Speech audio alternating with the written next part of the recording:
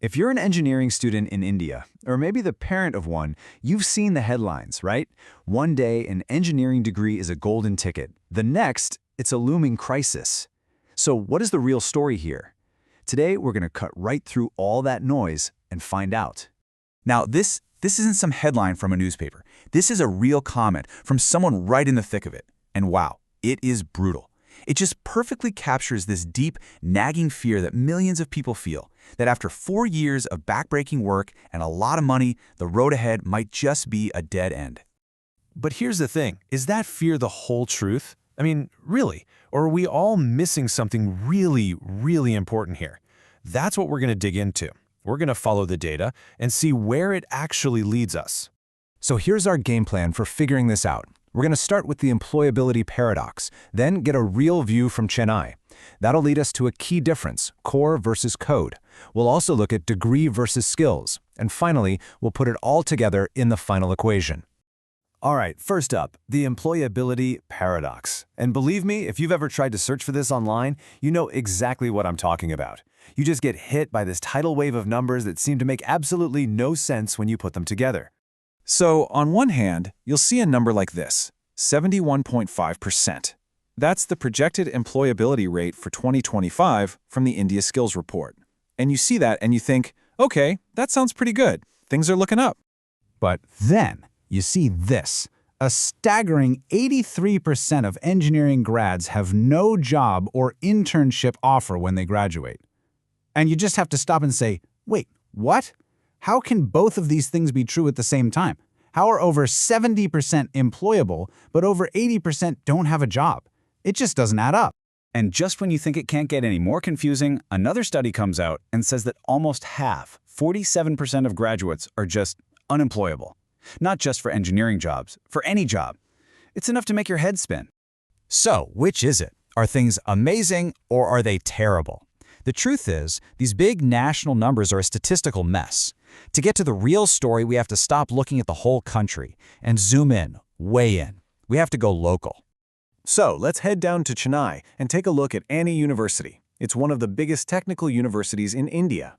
By digging into their specific data, we can start to see what's actually happening on the ground, far away from all those scary headlines. And you know what? Right away, the story totally changes. At their main campus in Chennai, the placement rate for BTech students was about 72%.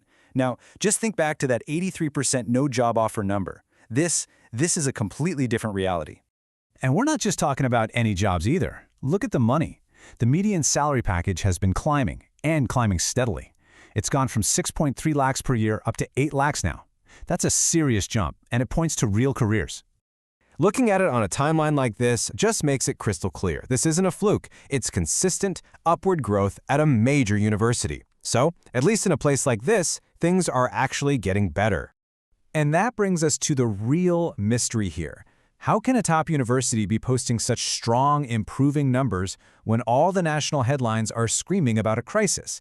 Well, the answer is hidden in a really simple distinction that we almost always overlook. And here it is. It all comes down to two little words, core versus code. As soon as you understand this one simple idea, that whole paradox we've been talking about, it just disappears.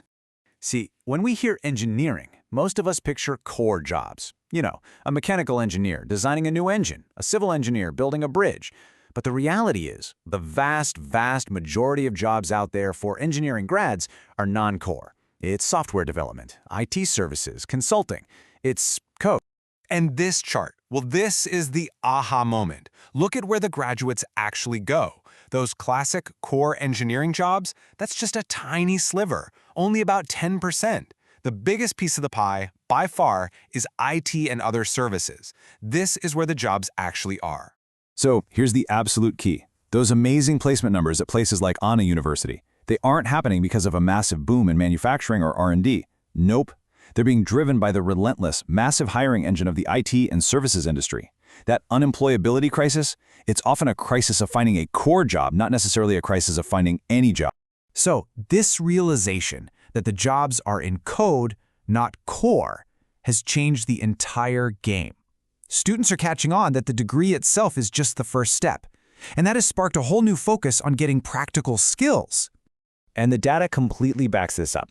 A student who goes out and gets an online IT certification, well, their chance of getting a job right after graduating goes up by 25%. Think about that. That is a massive, real-world advantage you can get, often just from your laptop.